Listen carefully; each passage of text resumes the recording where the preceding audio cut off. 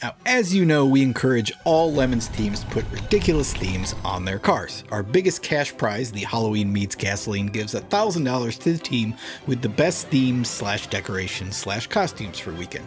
But sometimes the theme is so good, it gets you invited to a private party at a Hollywood TV studio. So here is a story of one of our favorite Lemons cars, the Homer.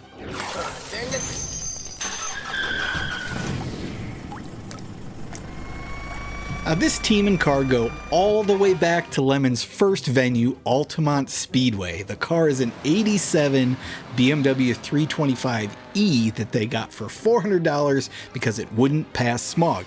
And in Lemons, it's been through a couple of different iterations over the years. They had the Porcu-Beamer, which was the only BMW with the pricks on the outside, and then they upgraded it to a Christine Plymouth Fury theme, which actually got invited to the SEMA show one year.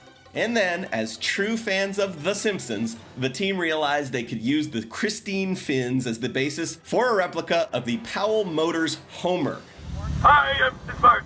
I am smart. S-M-R-T. S-M-A-R-T. This, of course, is the car designed by Homer Simpson for his half-brother Herb Powell, a car that is so bad that it bankrupts the company. I'm ruined!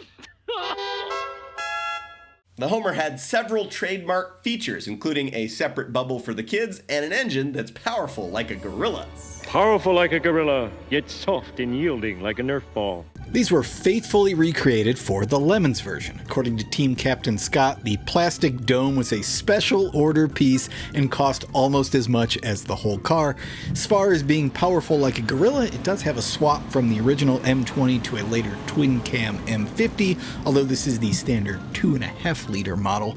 And this particular engine has been in 4 different cars and has over 250,000 miles on it. The E30 has actually had some good Lemon success with a couple of top 5 finishes, but the real story, of course, is how the Homer theme took them way beyond Lemons. Yeah, the car draws a crowd wherever it goes and wound up being featured on NPR and the New York Times. It was even invited to participate in the Hollywood Christmas Parade.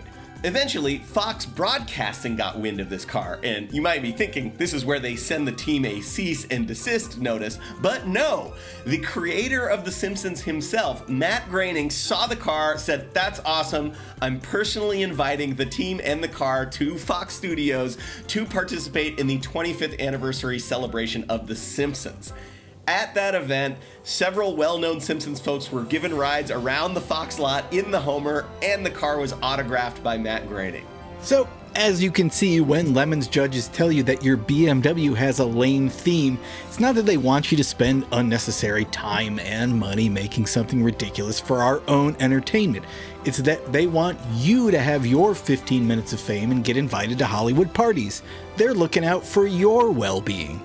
After running Buttonwillow in 2019, the team had some changes. There was adulting, there was children, and then there was COVID. That led to an extended team break, and the responsibilities of prepping the car for Lemons racing fell almost entirely on Scott, the captain. The team finally returned for Buttonwillow in 2023 and hinted that 2023 might be the final race for the Homer.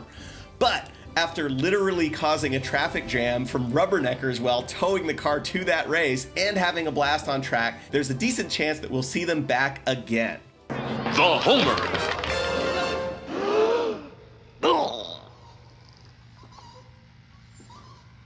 Any questions? Every second you don't subscribe or watch one of these videos, another Vega is sent to the crusher. Won't you help us save Classic?